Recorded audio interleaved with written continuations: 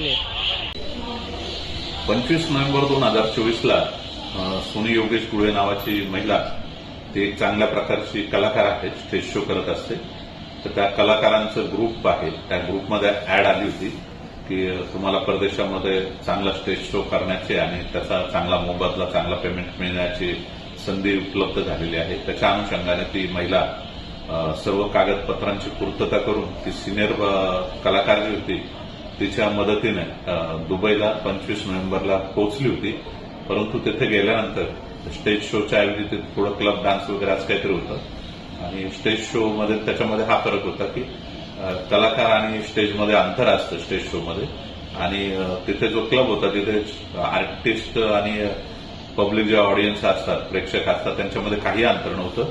तर त्या मुलीला ते थोडंसं ऑड वाटलं आणि तिने त्याला नकार दिला. त्यामुळे तिथलं त्यांचा जो ग्रुप होता या कंपनीचा, त्यांनी तिला बळजबरी केली, असं तू जर डान्स नाही केला तर तुला आम्ही इथून जाऊ देणार नाही, तुझ्यावर आम्ही 6 लाख रुपये खर्च केला आहे ते भरून द्यावे लागतील. आणि ती महिलाची परिस्थिती घरची गरिबीची असल्यामुळे तिच्याकडे एवढे पैसे नव्हते. तर तिचा नवरा हा 1/12/2024 रोजी आपल्या पोलीस स्टेशनला आला, मला भेटला.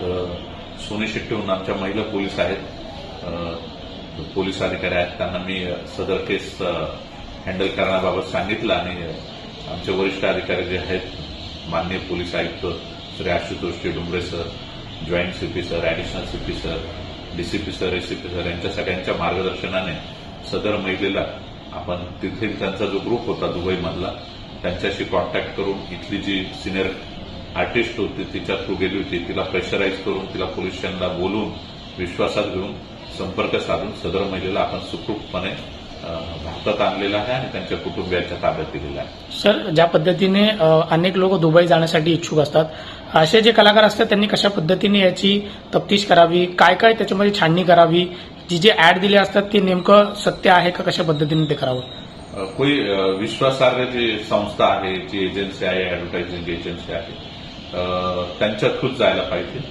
जाण्यापूर्वी सर्व लेखी करार केले पाहिजे, त्याच्यामध्ये काय अटी शर्ती त्या सगळ्या चेक केल्या पाहिजे आणि त्यानंतर जायला पाहिजे. नमस्ते, ये वीडियो मैं इसलिए बना रही हूँ कि जो घटना मेरे साथ घड़ी है वो किसी और के साथ ना घटे. मैं एक लावनी डांसर हूँ. एक हमारा लावनी का ग्रुप है, उसमें एक लड़की ने मैसेज किया था कि दुबई साइड शो है, स्टेज शो, और अच्छा पेमेंट है, तो जिस किसी को भी शो करना हो तो वो मुझे पर्सनली मैसेज करे. तो मैंने वो दीदी को कांटेक्ट किया. उसको मैंने बोला कि दीदी आप मुझे डिटेल दो, कैसा काम है, क्या काम है. तो उसने मुझे एक दिन मिलने बुलाया. तो मैं उससे मिलने गई. उसने सामने से मुझे सब बताया, फ़ोटो दिखाया, स्टेज कैसा है, क्या है, कैसा शो होता है, और सब उसने मुझे डिटेल्स दिया. उसके बाद वो मुझे बोली कि मैं भी साथ में आने वाली हूँ, दोनों साथ में जाएंगे. तो मैं सोची कि चलो पहचान की भी है, बहुत सालों पहले मैंने उसके साथ काम भी किया था. तो मैं बोली चलो ठीक है, वो भी साथ में तो कोई हरकत नहीं है. मैं रेडी हो गई उसके साथ जाने के लिए. मैं बोली ठीक है, मैं करती हूँ. तो उसके बाद उसने मुझे 30,000 रुपये एडवांस पेमेंट दिया. जो शो का कुछ खर्चा होता है, कपड़े या कुछ, उसके लिए उसने मुझे 30,000 रुपये एडवांस दिया. मैंने लिया, मैंने सब रेडी किया. 4 दिन बाद टिकट आई. उसके बाद उसने मुझे बोला कि तुझे आगे जाना है, मैं पीछे से 2 दिन में आऊँगी. तो मैंने बोला भी ऐसा क्यों दीदी, आपने तो बोला था कि साथ में जाएंगे, एक साथ जाने वाले हैं, और मुझे तो मैं फर्स्ट टाइम है मेरा फ्लाइट में जाने का, मेरा तो कुछ नॉलेज नहीं है. तो मुझे बोले ऐसा कुछ नहीं है, वहाँ पे इमिग्रेशन के लिए प्रॉब्लम होता है, इसलिए आगे पीछे जाना पड़ता है, तो तू जा, कुछ टेंशन नहीं है, मैं तेरे को गाइड करती हूँ, मैं तुझे आके एयरपोर्ट में छोड़ने भी आती हूँ. इतना भी उसने मुझे बात किया. तो मैंने बोली कि दीदी आप पक्का आओगे ना? तो वो बोले आप टेंशन मत लो, मैं आ जाऊँगी. तो मैं रेडी हो गई. मैं एयरपोर्ट पे पहुंची. मैंने दीदी को कॉल किया कि दीदी आप कहाँ हो? तो वो दीदी ने बोला कि मेरा मामा का एक्सीडेंट हो गया है, तो मैं वहाँ पे जा रही हूँ, तो एक काम कर, तू जा, मैं तेरे को फ़ोन पे सब गाइड करती हूँ. तो भी मैं ठीक है चली गई. उसके बाद उसने मुझे ये भी कहा कि देख आगे जाके इमिग्रेशन होगा, वहाँ पे इमिग्रेशन में ये बोलना है कि मैं मेरे बहन से मिलने जा रही हूँ 5 दिन के लिए, 5 दिन के बाद मेरी रिटर्न टिकट है, ऐसे भी बात करना. उसने जैसा बोला वैसे वैसे मैं करती गई. पूरा प्रोसीजर हो गया. उसके बाद फ़्लाइट में बैठी. फ़्लाइट में बैठने के बाद दुबई बेरिंग वहाँ पे मैं पहुँच गई. वहाँ पे एक लड़की आई और उनके साथ और एक लड़का था, मैं भी उनका हस्बैंड था. तो वो दोनों मेरे को पिकअप करने आए। मेरा जो लगेज था उन्होंने गाड़ी में रखा। गाड़ी में जैसे ही बैठी वैसे उसने मुझे कहा कि जो तुम्हारा मंगलसूत्र है वो निकाल दो। एक्चुअली मैं मैरिड हूँ, तो उसने मुझे कहा कि मंगलसूत्र निकाल दो, वो अलाउड नहीं है। तो मैंने बोला दीदी ऐसा क्यों, ऐसे तो मुझे कुछ बोला नहीं था। तो बोलती नहीं कुछ नहीं बोला नहीं था, लेकिन आप निकाल दो मंगलसूत्र। तो मैंने मंगलसूत्र निकाला। उसके बाद उन्होंने मुझे क्लब में लेके गया। वहाँ पे उन्होंने मुझे बिठाया थोड़ी देर के लिए। मैंने वो दीदी को भी बोला कि दीदी उन्होंने मुझे क्लब में बिठाया है। तो मुझे थोड़ा सा और लगा, कुछ मतलब डाउट सा लगा था, इसलिए मैंने मेरे पति को भी फ़ोन करके बताया कि ऐसे ऐसे उन्होंने मुझे यहाँ पे बिठाया। उसके बाद दीदी बोली कुछ नहीं, उनका कुछ काम है तो तू थोड़ी देर बैठ। मुझे बिठाया। उसके बाद उन्होंने मुझे रूम पे लेके गए, जो रूम था वहाँ पे रेस्ट करने के लिए लेके गए। और दूसरे दिन प्रोग्राम था। प्रोग्राम के लिए रेडी हो गई, सब कुछ हुआ। फिर प्रोग्राम चालू हुआ। उसके बाद जब मैं वहाँ पे गई, स्टेज पे गई, तब मैंने देखा कि जो वो था वो स्टेज शो नहीं था, वो बार शो था। जैसे कि बार में लड़कियाँ नाचती हैं वैसा वो शो था।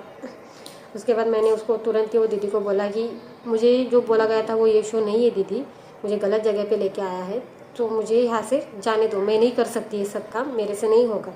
तो दीदी ने बोला कि अभी तू काम कर, उसके बाद हम बाद में शो ख़त्म होने के बाद बात करते हैं इस बारे में। मैंने बोला ठीक है। उसके बाद शो ख़त्म हो गया।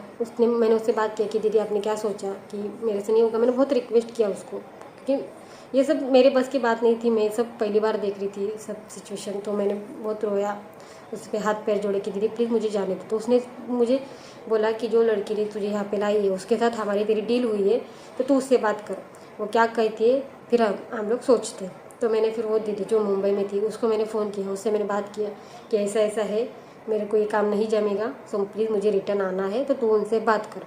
तो वो बोली ठीक है मैं उनसे बात करती हूँ। उसके बाद वो दीदी का कुछ फ़ोन नहीं आया, कुछ नहीं। फिर जो थी मैं जहाँ पे थी वहाँ पे उनसे भी मैंने बात किया कि आपकी बात हुई क्या। तो वो बोलती कि देख हमारी बात हुई है, लेकिन हम लोग का भी बहुत पैसा खर्च हुआ है, तेरे को यहाँ पे लाने के लिए 6-7 लाख रुपए खर्च हुआ है।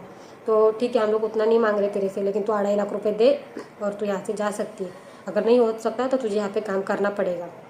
ऐसा उन लोग मुझे बोल रहे थे। तो मैंने उनको क्लियर बोला कि नहीं मेरे से नहीं होगा। वो दीदी को भी मैं रोई, हाथ पैर जोड़ी, इनके पास भी बहुत रिक्वेस्ट की। मैंने मेरे पति से भी बात की, तो मेरे पति भी जब बोले कि जो भी कुछ ट्रैवलिंग का खर्चा है, जो खर्चा है हम देने के लिए रेडी है, लेकिन प्लीज़ हमें जाने दो।